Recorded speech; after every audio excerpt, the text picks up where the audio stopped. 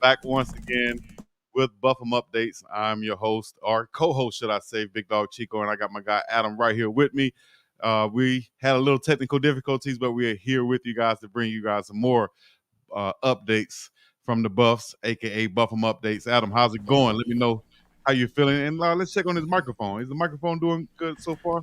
Testing 1, 2, 3. I think we're good. Finally. One, two, Yeah, I yeah. was just watching Alton McCaskill's live yesterday, which we're going to talk about. And the first time you go live, you got to figure out all the bells and whistles, and he got it rolling and did a good job. And it's like the first couple minutes, it's like, man, I know that feeling when you're trying to get all your equipment in line with the other person and the internet and all these moving parts. But no, it's great to be on with you. How are you, Chico?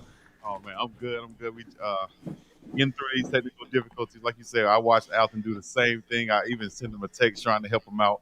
So, it happens. As I can still hear a little bit of a reverb, but I'm going to turn my microphone down or my earphones down, so hopefully I won't hear it. But all in all, hey, I've been good. Good weekend. We went through the All-Star game. We got through that. 200 plus points on one end, almost 200 on the other. So we'll talk about those things.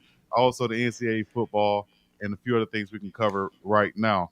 I'm going to make sure my mic is turned up as far as it can go. I see some people saying, turn your mic up, Chico. So, yeah, we're trying to get it in and make sure that your user experience out there is as good as it can be. So, let me see. Shout out to Miss Mel up in here, Monty Dickerson, Jeanette Fox, Lanikia, Shirley Kimball, T. Webster, all the way, always supporting and putting on for the show. So, Buffum updates with our topics. All Star, LeBron, uh, Coach Prime always being in the news with all these big games. Somehow it gets turned back. The focus gets turned back on Coach Prime, or he mentioned along with CU football. So we'll talk about that also. The D line getting some work in, and then we got our top 10 ratings.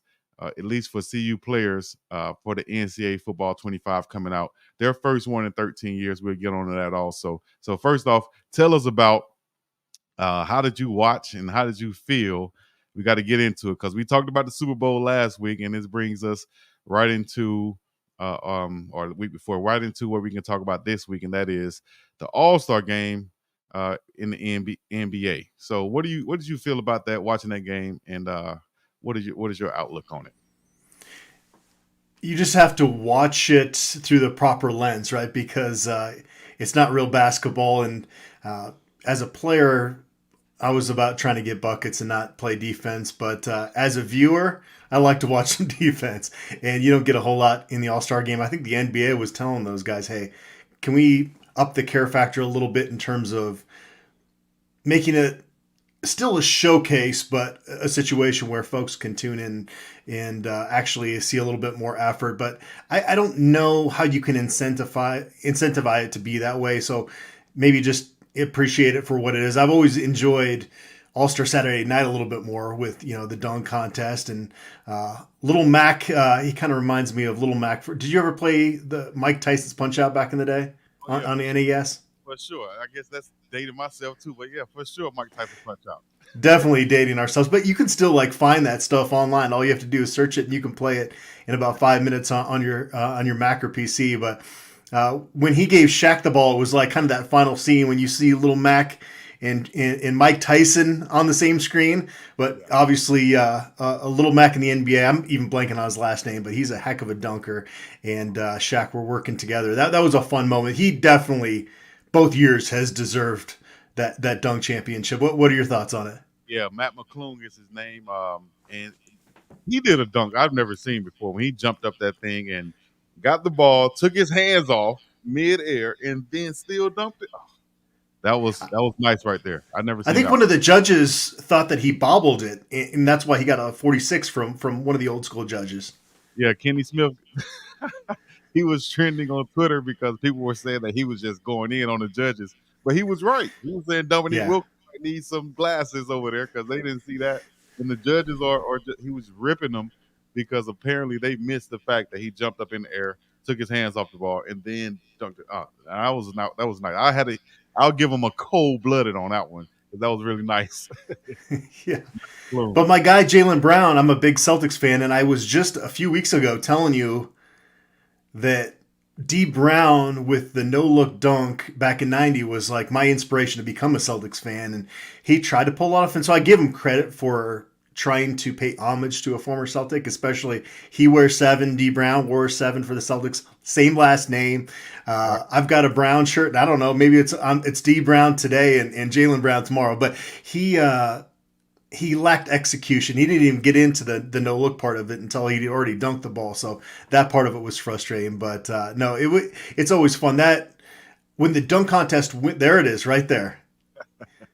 He tried. He tried. But unfortunately, what he did was he dunked it, and then he put his hand over it Yeah. afterwards. I was like, wait, did he mean to? It kind of confused me at first, and I was like, oh man, maybe he was intending to do that and just didn't, get the correct bounce to where he can catch it and do it at the same time. But I'll just say, why didn't he just take it and dunk it the same way? It's hard enough to do it blind, without seeing it, the basket. Why not just do it the same way D Brown did it? I think he made it a little bit more difficult on himself trying to catch it and dunk over anyone, and that was Kai Cenat. Shout out to him. But he tried to dunk over him, but you need to see the ball to catch it. But it just didn't make sense. Maybe, I don't know. Did he practice that and execute it? I'd be surprised if he did.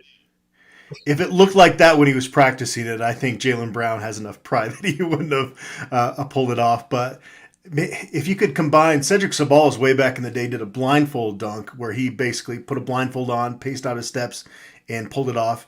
If you could pull that off with the D Brown, then that's a wrap right there on the dunk contest. I think that would win it going away.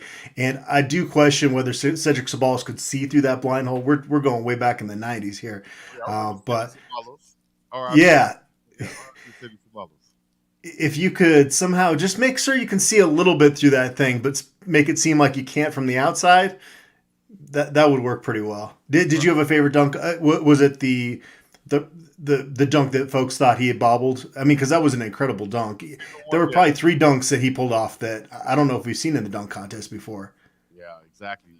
He gets in the air and just does all of this and wham, and just dunks it all of a sudden. It's crazy. So, yeah, I still think that one where he got up in midair and was able to take his hands off the ball. I think that was one I never seen before, and I that's a 50 in my book, and he deserved to win off of that dunk. And a couple others, like you said, the ones that he did. So shout out to Matt McClung, 2-time dunk champion now in the NBA. Even though he's in the G League, I think somebody need to give him opportunity to play, regular basketball in the NBA and see what happens. Yeah, and credit to Jaylen Brown. He didn't have to do that. This is a perennial all-star at this point, and if there were more guys that were willing to step, I think the more star value you can get in that game. But having a G League guy come in there at, how tall is he? Like 6 foot? Maybe 6 feet. Maybe 6 feet, man. But he's been fun. Since high school. He's been a phenom since high school doing that online, and maybe somebody give him a chance. Like I said, he can shoot it too. He's not just a dunker. He can actually shoot it. I think he played at Texas Tech, if I'm not mistaken. I didn't look it up, but just off the top of my head. But he was nice in college also. So shout out to Big Matt McClung.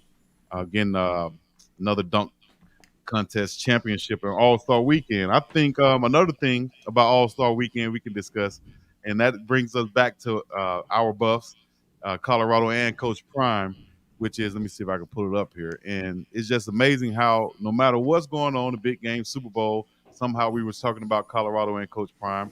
And now in the All-Star Weekend, NBA has nothing to do with CU Buffs football, but you got LeBron James wearing his version of Coach Prime's shoes. Now, everybody was looking at it thinking that he's just wearing the Primes, but then he explained, I think on Twitter, I might have it queued up, or Instagram, he explained that these are not just Coach Primes. These are like a hybrid of his LeBron 21s and the Coach Primes from 96.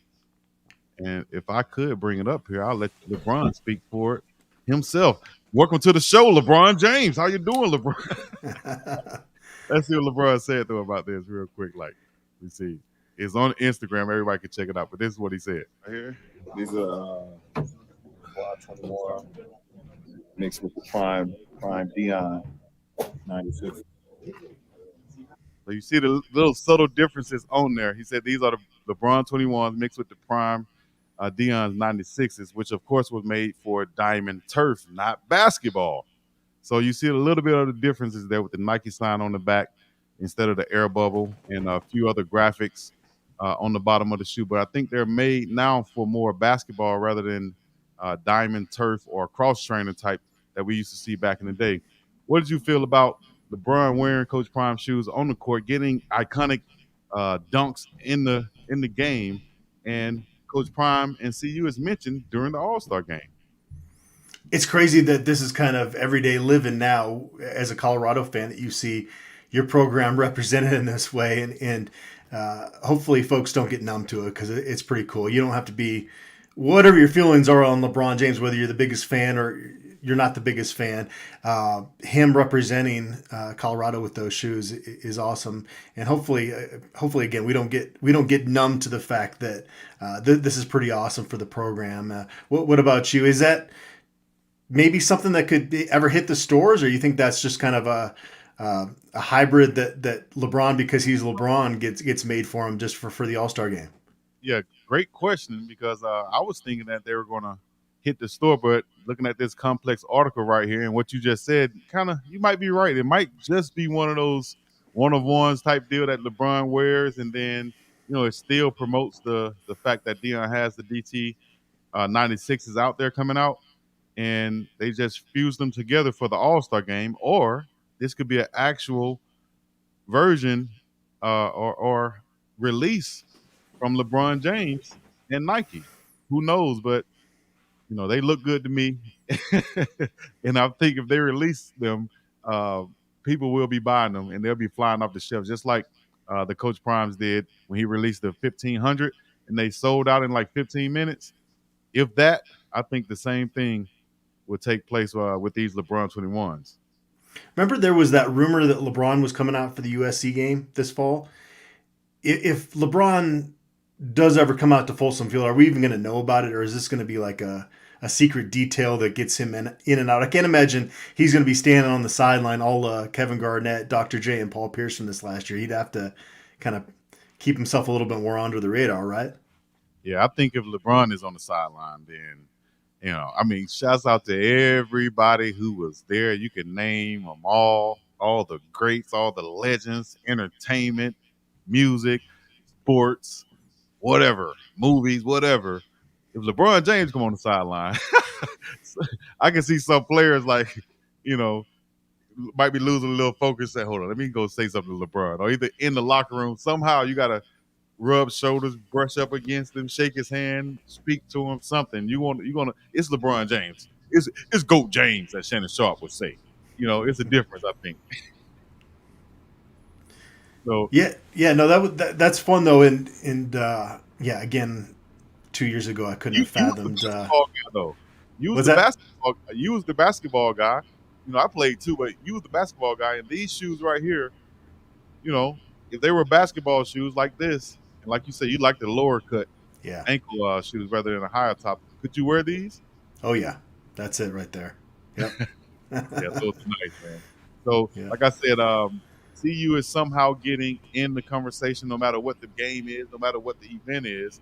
Somehow, Coach Prime and the management team, whether it's Nike or whatever type of deal he has, gets worked into where the eyeballs are, and I think that is huge, and that leads to the NCAA football game coming out in 25, which hasn't come out since 2013. Now they're looking to put it out again this summer, and who knows who's going to be on the cover of it. But I would say, who would you like to see on the cover? If I'm asking everybody in the comments, also in the chat, get in the chat right now. Let us know, who would you like to see on the cover of the NCAA Football 25. As you can see right here, we got some candidates for you. You got Travis Hunter. You got Ralphie running out. You got Coach Prime. You got Shedeur Sanders and whoever else. But I'm asking Adam and I'm asking the chat, and I'll give you my answer also. Who would you like to see as the cover athlete on the NCAA Football 25? Those are all good options. Coach Prime, is the most recognizable face if you're just a person walking into the store and trying to grab a video game. But I'm thinking as a younger person, number one on there, the Travis Hunter. That might be the place to go. It just a guy that played that number of snaps going both ways and played more snaps than anybody in the country, and that's with the injury, forcing him out of 2.5 games, and just a really transcendent figure in college football. I think you got 4 options right there. You could even have, I mean, the if you told me it was my decision, I'm probably going with Coach Prime and Peggy last year's spring game where she's kicking the ball and he's got her arm and he's holding her for what I was really impressed with. Peggy got that ball actually up off the ground a little bit. So it would make sense for EA Sports to have a Colorado Buffaloes cover given the ratings we saw from their games last year. And that's not just me being biased as a Colorado reporter. That is truth, that they're going to sell a lot of copies if they put the Buffs on it. And so I'm anxious. We have no idea outside of the fact that it's actually happening, right? I mean, we don't have a release date. We don't know. I'm curious too, are we going to have guys that are committed to colleges like a BJ Green that aren't technically at Colorado enrolled yet? Are they going to be on the roster? What's going to be kind of the makeup of this game? Because it's been a long time since any of us have played a new NCAA football game, and that might get me back to the couch to play some video games with the kids. Right, and you just brought up an interesting question right there. Hopefully my mic is good. Let me know in the comments right now. But you just brought up an interesting question, because what are they going to do about guys in the transfer portal? And how, because you look at a game like Madden or NBA 2K, you have free agents, right? Where you can sign these free agents. How would that work in NCAA football? Are you going to have these real people in the transfer portal? Are you going to have a select few in the transfer portal? How would that work? Will they get paid for that, compensated for that? Their name, image, and likeness will be used on this. So a lot of questions going into it. What, like you said, what roster are they going to use? The spring one or the projected season roster? It doesn't come out till the summer, is what I read. But there's a lot of questions to be asked. But like you said, I will be, going back, reverting back to my days and getting couch locked and sitting up on that thing at least for a few and playing some NCAA football. That used to be the game of choice back in the day. It's going to be a lot of fun playing a video game with Shedeur as a quarterback. Our Brad Crawford on 24/7 Sports, he projected that Shedeur Sanders was going to have a 95 overall rating. He projected that Travis Hunter is going to have a 97.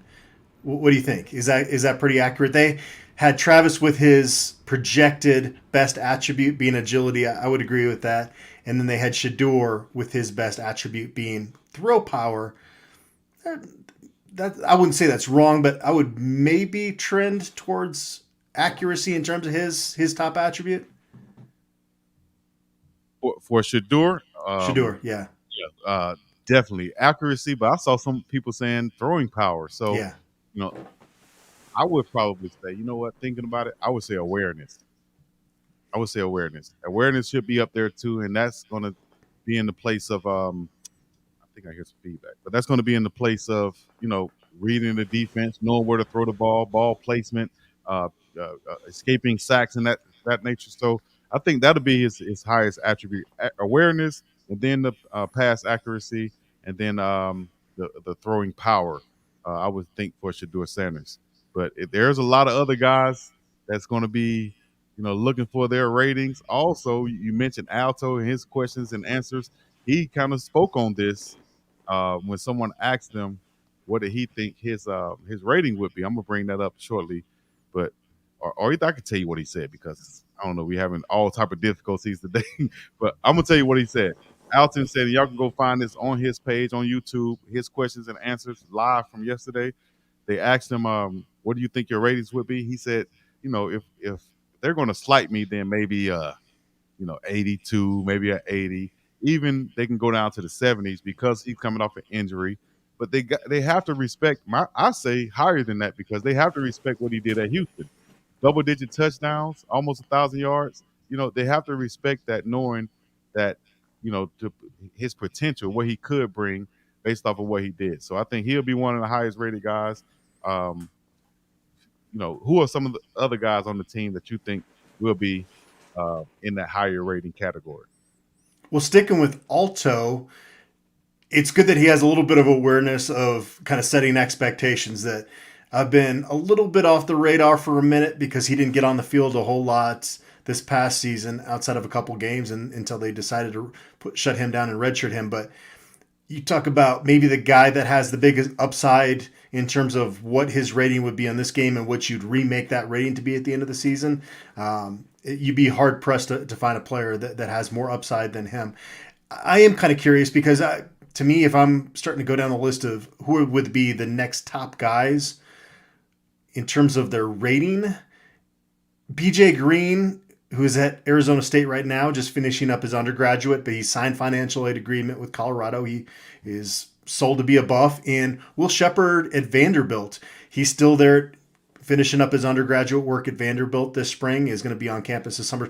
Those are a couple guys that I would think would be kind of next in line in terms of ratings. And then LeJohntay Wester, I don't know if he's going to get the credit he deserves from the folks that put that game together, but just his dynamic ability as a returner and what you can expect out of him in the slot receiver role this year. He's expected to be an elite player. And then there's so many guys kind of in that next tier of Avonte Bentley, a Jimmy Horn Jr., does Shedeur Sanders get some love? Travis Woods, Dylan Edwards with that speed. There's quite a few guys I think that you could make a good case for having a pretty high rating on that game.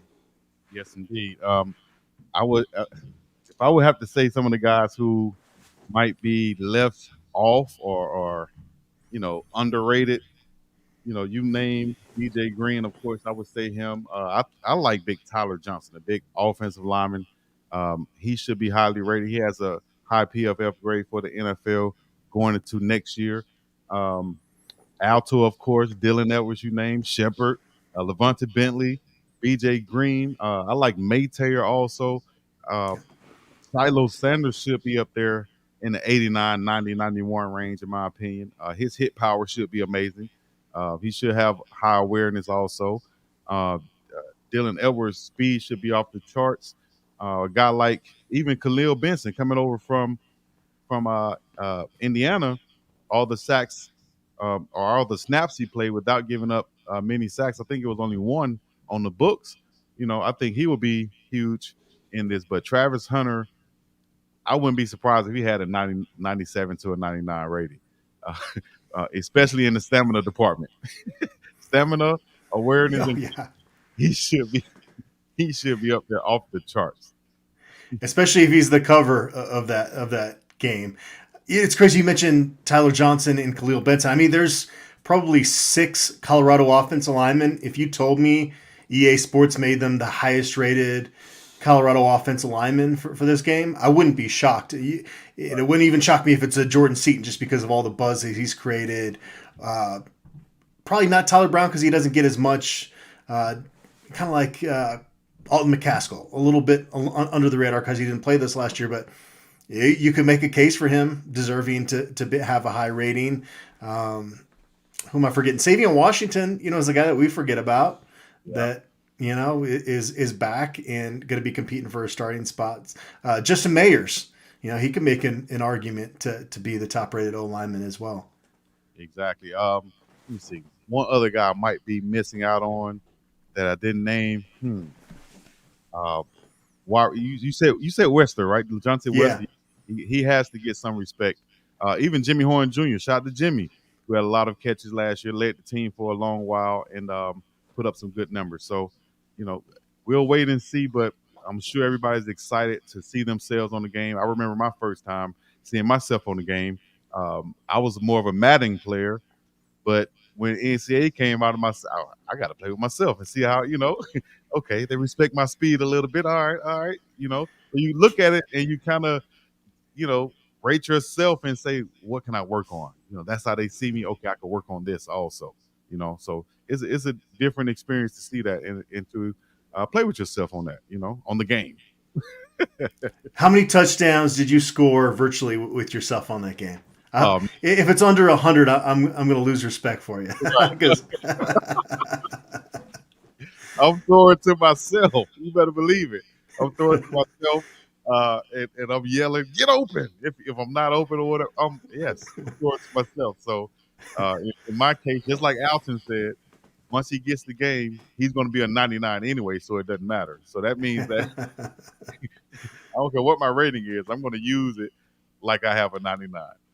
There you go. Right. So, let me see. We got different questions in the chat. Y'all get in the chat. Let me know.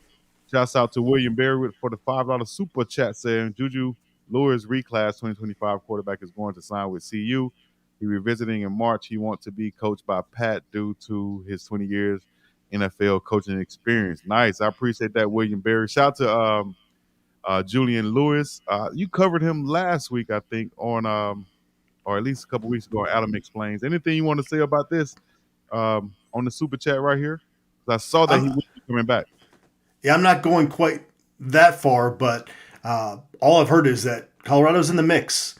It's Georgia, USC, and Colorado are the three that I've heard a lot of buzz with him, and Colorado made some headway with that first visit, and the fact that he's going to come back out is going to be big. It's so fluid, Chico. Like I get as a Colorado fan, you just want to, assume that he's going to be a buff, and there's a chance that it could. They got to put some work in, and there's the whole NIL part of it, and kind of figuring out how to close the deal. But as we've seen with Coach Prime and this staff, when they have a chance at a blue chipper, they usually win out. Now there's a lot of competition. Georgia, it's arguably the top program in the country now, especially with Nick Saban retiring, and USC is a program he's been committed to for a while. So it's gonna be a battle with him, but I do like where Colorado stands with him as we record this. Okay. Well, we'll just have to wait and see. There's a lot of quarterbacks out there, but like you said a couple weeks ago, you got to get in on them early so that they can, possibly do some recruiting on their own also, because they know the good players. All right, so let's see here. One other thing, we're gonna go to. I got a breakdown. Last couple weeks we've been doing Adam Explains. We're gonna do a big dog breakdown on this one, and we're gonna talk about one of the guys who I love at tight end. But before we do that, let's go to our defensive line, who's been getting some work in. We saw posted on Twitter, big Amari McNeil working with former SEC sack leader and pro player and now trainer Marcus Howard. And I can see here, this is their Twitter that Amari McNeil posted. You can see them getting that work in right here with the trainer. And also, I'm gonna ask you about this, but also we'll see that big Chaz Wallace posted that he's now 310 pounds. How do you feel about that? Is that going to help him and help us a lot on that line with him gaining that weight, and also them putting in a lot of defensive line work? While everybody else is not working or doing something else, they're putting in this extra work right here. How is this going to benefit the Buffs defensive line? Well, with Amari McNeil, I think if you go back to the last month and a half of the season, the 2023 season, he was emerging as one of the most improved players on the entire team. But because that was kind of when the season with the Stanford loss started to kind of go downhill a little bit, and they were losing games, and people kind of their focus went on, okay, are the Buffs going to be able to bounce back? And it was less about kind of players that were emerging. And so I thought a little bit of Amari McNeil's improvement went a little lost this past year. But and especially when you go into human psychology of the new guys in the roster are just exciting. You might love Shane Cokes, but then you bring in Quincy Wiggins and just, coming in from being the number one ranked prospect in Louisiana a couple years ago, coming in from LSU and a first off the bus type guy. And that's exciting and new, but, Shane Cokes is going to have a big role on this team. Amari McNeil is going to have a big role on this team. And Chaz Wallace is one of those kind of guys that, he was part of the rotation and did some nice things, but didn't have that Amari McNeil really emergence last season. And so having that weight in there is important, and we'll see what this defensive scheme looks like in terms of how much they're gonna use a nose type in their scheme. But yeah, you need some 300 plus pounders, and that's something that they needed to improve on off last year. And there was not as much of an issue defensively with the push against them as there was in terms of the O line. But no, as long as it's the good weight, Chico, right? I mean, 310 can be really, really good, or it could not be so good. And so that's one of the things we'll have to keep an eye on during spring ball in terms of how he's moving with that weight. Yeah, I like Chaz a lot. I like his quickness off the ball and his motor. And all I was saying last year was if he could get a little bit heavier is what I was thinking. And that's what a few other guys on the line, but especially him, Hawkins, if they can get a little bit heavier and keep their quickness. Look at his hand speed right here, and his motor that he had last year. I think is going to benefit him a lot to get on that field and stay in that rotation. Probably, double the time he spent last year. He'll be able to stay on the field this year. He's going to have to compete up that middle with Anquan Barnes. Shane Cokes will be a little bit on the outside, but Amari McNeil up that middle, Victorian Carter up the middle. You got a few guys who's going to be competing, and Bishop Thomas is still on this roster, and that leads, I guess, right into that question to you because I don't have it on here, but Bishop Thomas is on the roster, but we haven't seen Bishop.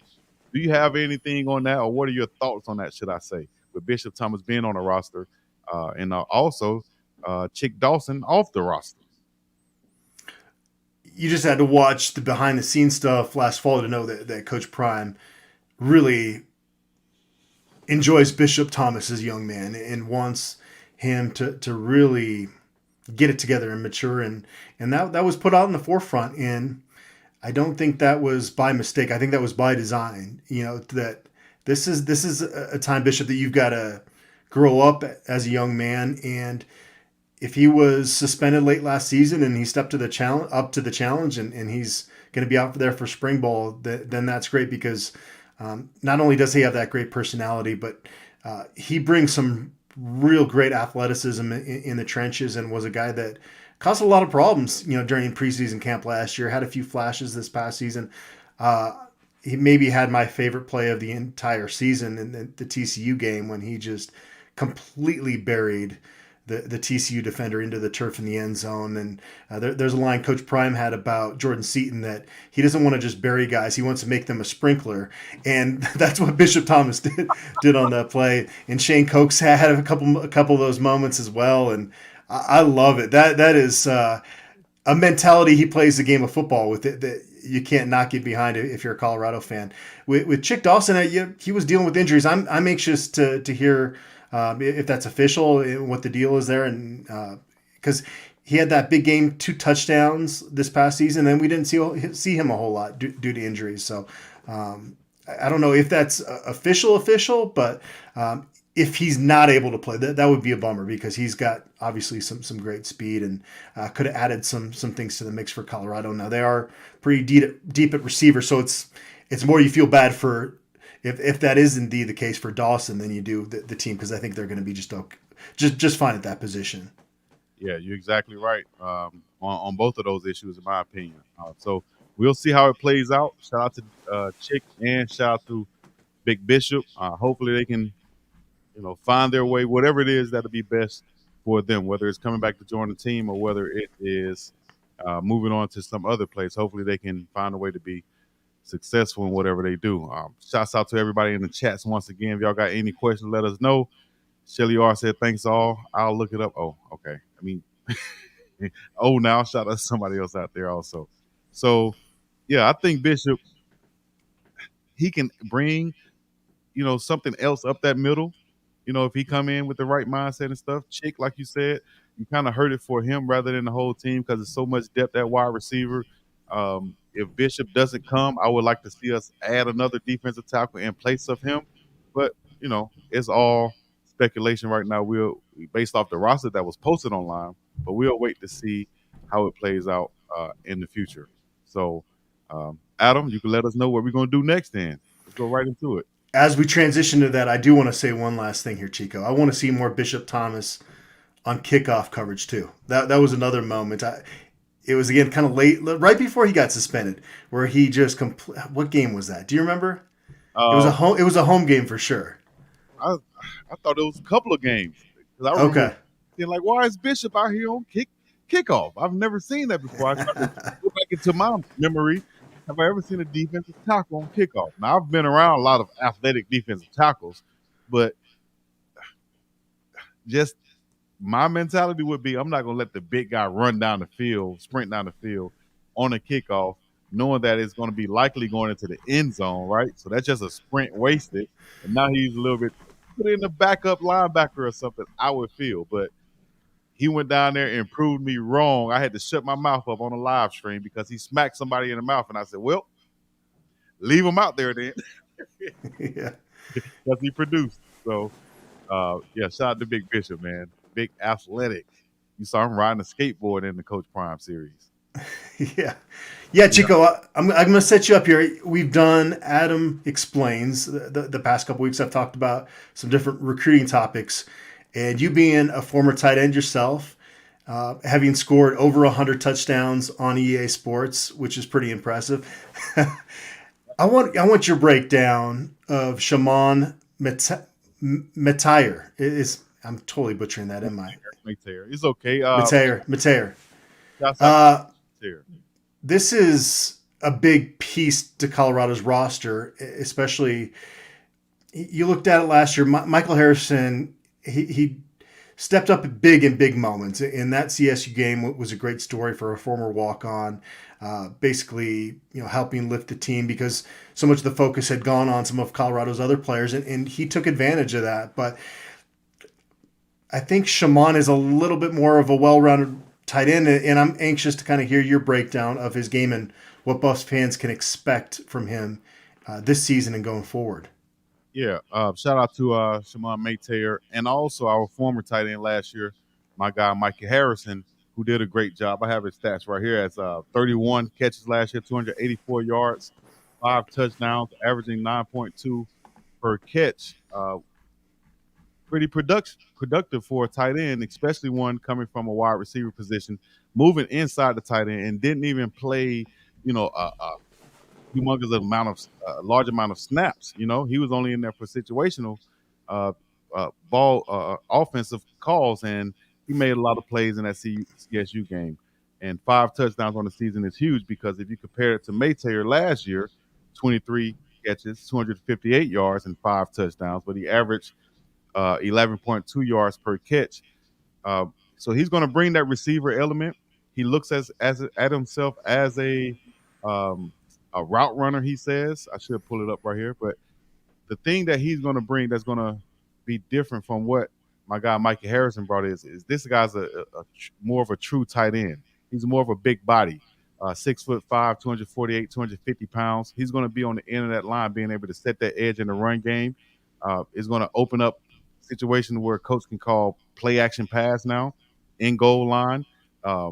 He's also a big game breaker. He can take a short catch and go for 60 yards because of his speed. He has long range speed, hard to cover. He's going to be a mismatch over that middle for Shedeur Sanders in the offense. Hopefully he can go, and I'm putting a lot of pressure on him by saying this. Hopefully he can work that over the middle of the field like a Travis Kelce.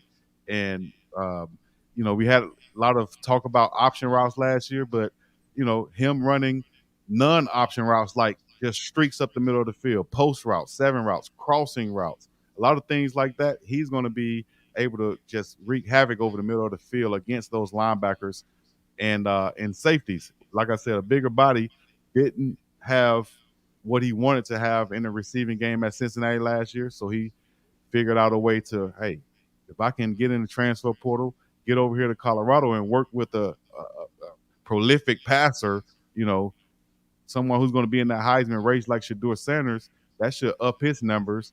And I think, with the opportunities come, he's going to be able to put up some big numbers this year because he is that tight end that's can be on the end of that line, can be in the H-back position also, can be a lead blocker. So that's going to bring more versatility to the offense. Like I said, to go from a slot receiver to inside, and then he can line up at H back. That brings a lot of differences in creating matchups on the offense for Coach Pat Shermer and Shedeur Sanders. So look for big things from Mayter. I will project probably if he had 5 last year and Mikey had 5 last year without playing a lot, I would predict like a 6 to 8 touchdown season for Mayter, 30 to 40 catches, and close to 500 yards for him. And I think that'll be a highly productive season. And I'll end on this. Colorado had a tight end. I should have. What's his name? You could tell me. Number 38. He's playing with the Eagles now. Had the long hair. Yeah, Brady Russell. Yep. Brady Russell got drafted, right? And he was an undrafted free agent signing. Yeah, he got signed, yeah. and he's playing. He's on the Eagles roster right now, and that's because scouts can look and they can project and say tight end position. Hey, he can be productive. He might not have been used a lot in this offensive scheme, but for my scheme, he works perfectly, and that's why you see a guy like Russell on the Eagles roster, even though he didn't even have as many catches last year as either of these guys. So, or should I say, in his last year at CU football. So, Mayter, I'm looking for a lot from him. Shouts out to his native home country of Haiti, and all the people down there in the Caribbean islands and such. But Mayter is going to be a big time piece for this offense coming up this season. All of a sudden, that tight end group is kind of intriguing with Savell Smalls moving there too, right? And Brett Bartoloni taking over the group there. You kind of want to keep an eye on that group and just see how that's all meshing and if Savell Smalls is emerging there. But yeah, I think Chamon is his lane right now to be the guy at tight end is there as long as he takes advantage of it, I would think. And that's one of the guys when you get out there for spring ball that you got to keep a close eye on because that is a position that just creates mismatches if you have a guy there that can create those mismatches. And I think Chamon is that guy. He was a little bit streaky, during his time at Cincinnati, but it seemed like some of these guys, Samuel Okunlola and a few other guys, they were trending at the right time last year. And now they're obviously in Colorado's program looking to make that next step as a program. He's definitely one of those guys that seems to have a pretty high upside. Yeah, and like you said, streaky. I think that goes right into the projection value of a guy like Mayter. You look at him and what he did, in the offense for Cincinnati, but you kind of look at his body type, the type of player he is, and how does he fit in the offensive scheme and what we're trying to do in Colorado. And what you would love to have is, like I said, a bigger body tight end on the end of that line who's not afraid to block, who can help out in the run game, but also you can sneak out down the field, get behind these linebackers, make a catch, and also take it to the house. I think Mayter is going to be huge in that aspect. Shout out to 247 Sports. He out of high school, he was a 3-star athlete coming out, but then in the transfer portal, just like I think Okunlola was a 4-star in that transfer portal. So Mayter, Savell Smalls, that whole tight end room has beefed up a lot, because you see, like I said, you see Smalls is a bigger body, 250 plus pounds. Passarello is a bigger body. Eli is a bigger body. Jefferson, all the guys that they have there are bigger body tight ends who have pass catching ability. So Mayter, look for him. What's interesting too there, Chico, is that Clint Brewster, the son of Tim Brewster, works for 24/7 Sports, and he's a big part of our transfer rating. So there's a good chance that he gave Chamon that rating. So it's kind of an interesting deal, and he did a great job.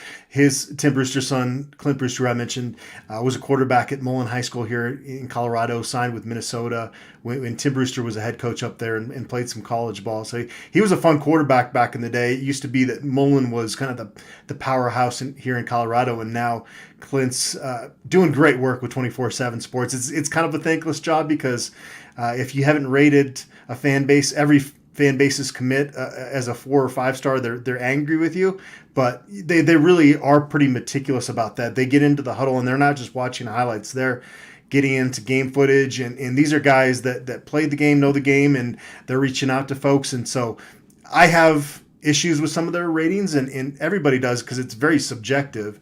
But I do know they put a lot of work into it, and it's just kind of a cool connection with Colorado's former tight ends coach. Yes, exactly. Shout out to Coach Tim Brewster. I think he's at Charlotte right now. Yep. Charlotte, yeah. Shout out to Coach Tim Brewster in Charlotte. Been around, man. That coaching carousel is crazy. It could be brutal to anybody, especially to the families of the coaches.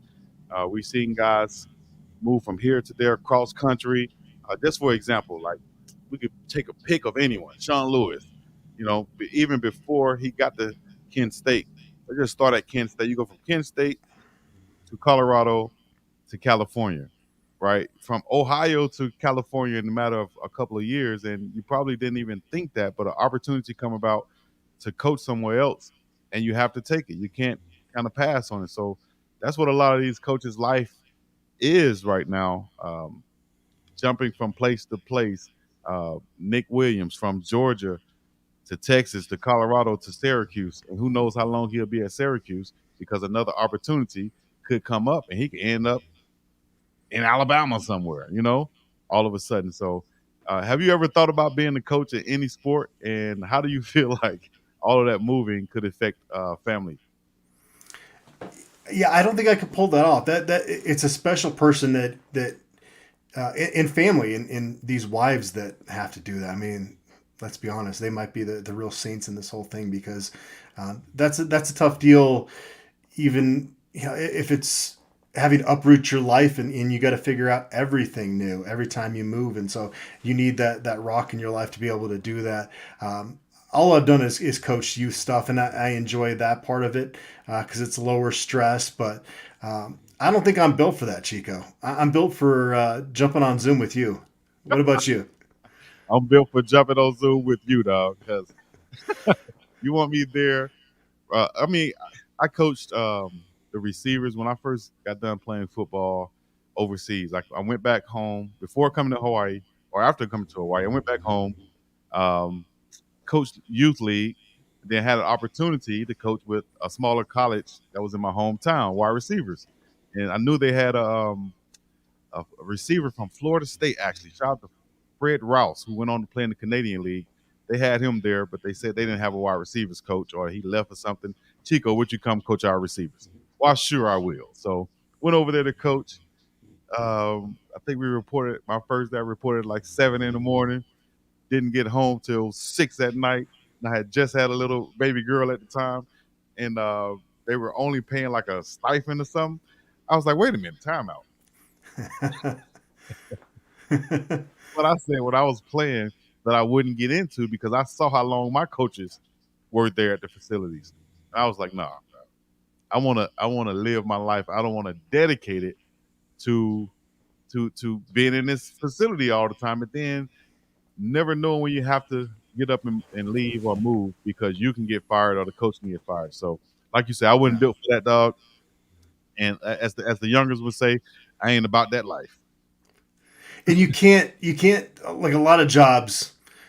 You can kind of go through the motions, and that's obviously not what we're doing here. But let's be honest, you get into a cubicle job, and you just kind of okay, what's every coworker doing? Okay, I can do that, get away with this and that. With coaching, you got to have both feet all in, and you just have to fully immerse yourself into it, and it does take over your life. And so I do have a lot of credit for these guys, and honestly, I don't know. Like I said earlier, I don't know how their wives deal with that. You got to just be upfront, I'd imagine, if you're a young coach, and be like very early in the dating process of like this is going to be the reality. Can you get on board with this? Because and because assistant coaches are such good recruiters, they can usually recruit a pretty good wife out of the mix. And so I would imagine that they're pretty smart about doing that, but you still got to go through that process of moving all the time and learning a new fan base. And so I have a lot of respect for those guys. A lot of respect for him. So much love to everybody who's in coaching. I know like Nick Saban's wife, Miss Terry, I know she's happy right now to probably have more. Maybe she's not, but maybe she's happy right now to have more of Nick Saban at home and all the other coaches out there who's been coaching for 30 and 40 plus years. Those wives have to take that in stride. And I heard one lady say, about her husband when she told her mom that she was going to be dating a businessman who's going to be working a lot. Well, the mom said, listen, don't date a fisherman or don't get mad when you date a fisherman and he goes fishing. You know, know in other words, know what you're getting Yeah. into, know what you're marrying, and know that if he's going to be a coach, that's going to be the lifestyle that you're going to have to be into. So, uh, shout out to the wisdom from the moms out there. And so, with that being said, y'all go check out Prime Parents also on my channel, Big Dog Chico page, with all the moms from the CU Buffs checking in, and hopefully we can get more. Y'all leave a comment below. Let me know some of y'all would like to see. Uh, Adam, I saw Buffum. Wait, Buff stampeding into the pregame. Let me get it right. Buff stampeding into the pregame show. Let us know about the new show that's will be, I think, weekly with Uncle Neely out there. Buff stampeding into the pregame show. Yeah, I think we're going to rebrand it. It's going to be actually maybe I don't have this ready to release yet. We're waiting on the logo, but it's going to be a mailbag show where I reach out for folks to ask questions to Uncle Neely, and we're going to pare it down to about 10. We're probably looking about 2 shows a month just to touch base with Uncle Neely. Obviously, he's as dialed in as anybody in the media, if not more so than, I mean, it's, Darius Sanders had reached the people, and Deion Sanders Jr., Bucky for Well Off Media, and Uncle Neely from the pregame show that are in the facilities every day. And so, and Coach Prime really trusts them. And I like that Uncle Neely, yes, he's not going to give anything away to opponents, but he will answer questions and give you good insight into the program. And so I'm looking forward to that collaboration, just like I look forward to collaborating with you and some others. And the more we can get Uncle Neely to talk, I think the better. And so he collaborates with a lot of people, and he's just got such a cool outlook on things. And I know you and I share this as well, is that working together helps all of us. And so we all have, different areas that we kind of bring to the mix, and it creates good content when we all come together. And so I'm looking forward to that. Just like Prime Parents, it's just another avenue for CU folks out there to feel more connected to this program, hopefully. Exactly. That's what it's all about. Having more information out there to connect more to people. And like Neely even said, it's not about any competition, because, I don't have to blow your a candle out to try to make mine burn or shine brighter. It's not going to happen. You know what I mean? We could shine together, and we could put the spotlight on one another, and hopefully cross promote, because everybody who might be watching over here doesn't know about this place. But once you cross promote, now, they'll know about each other, and they won't unsubscribe from you to subscribe to him. It doesn't work like that. So shout out to Uncle Neely and everybody else out there willing to collab for the betterment of putting good quality information out there for Coach Prime and CU football as a whole. Rising, like he said, rising tide lifts all boats, and that is true. Last thing I'll say though, Uncle Neely, I need some that beard oil when it come out, dog. I got a couple little patches over here that need to be done. Let me know. You think that's gonna work on yours, Adam? You gonna? I trimmed it the other day. It was getting a little squirrely on me. I'm waiting for Uncle Neely's product.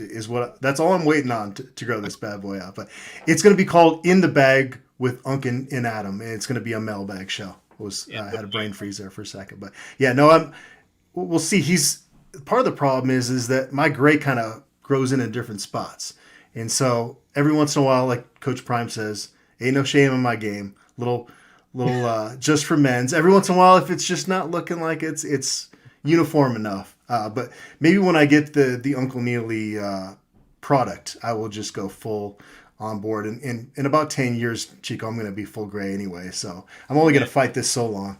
They come out of nowhere, don't they? I was looking in the mirror the other day. I was like, oh Lord, where did that? Oh, I got the LeBron James coming over here too. Goodness gracious. So, shout out to LeBron. He has some beard products also called The Shop, I think. And, might need to get some of that too. But Uncle Neely's beard oil coming soon. Endorsed by Buffum Updates with Adam and Chico. Yes, go get you some.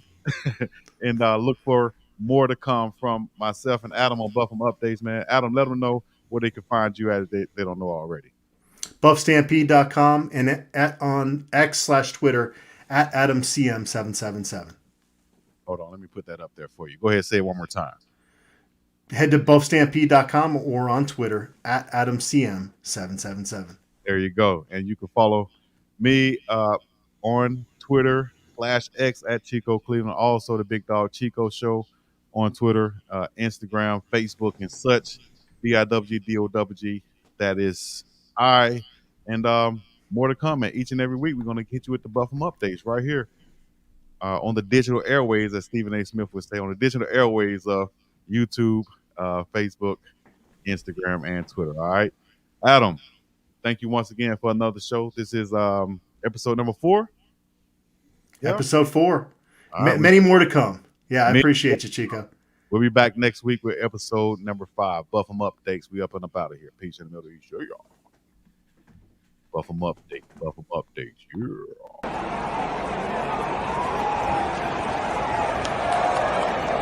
Yeah.